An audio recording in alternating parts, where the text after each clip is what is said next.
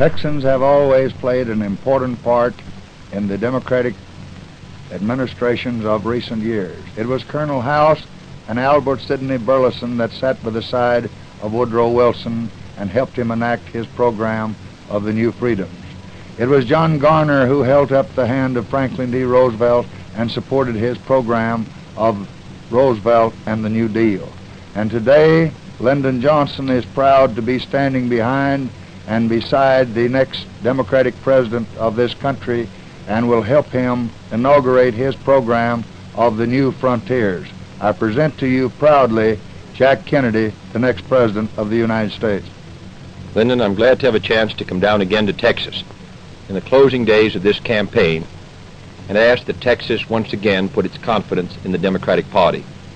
Texas has led the Democratic Party in recent years. Speaker Rayburn in the House and you in the Senate. I'm running on the record of that leadership. I'm running on the record of a leadership which Texas helped to build. And we're running in the responsible tradition of the Democratic Party. Texas plays a leading role in that. And I think the people of Texas know that they cannot move forward unless the United States is moving forward.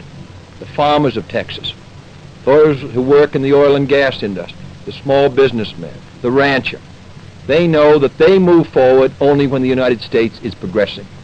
We want jobs for our people, a good education for our children, security for our older citizens. We want to progress.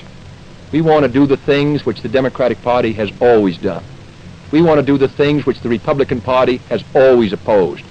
And I'm delighted to stand with you tonight in Texas and ask the people of Texas to put their confidence in you and in me and in the Democratic Party.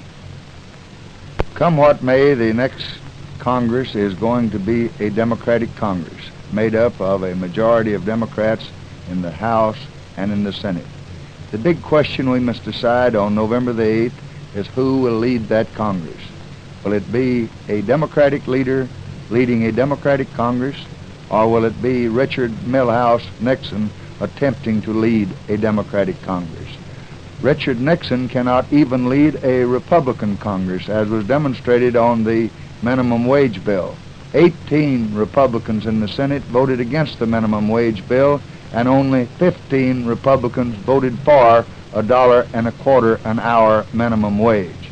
So I think it just makes good sense to select a Democratic leader, a Democratic quarterback for a Democratic Congress, for a Democratic team. Well, I agree that the House and Senate will be Democratic, and I believe that this country has to move in the 1960s. We face great problems in the United States in maintaining the employment of our people, in providing a better standard of living, providing housing and all the rest.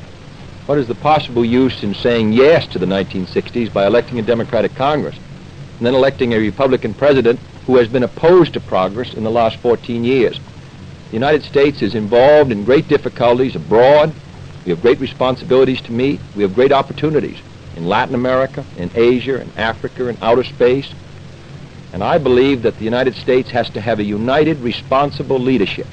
The House, the Senate, the President, and the Vice President, all working together.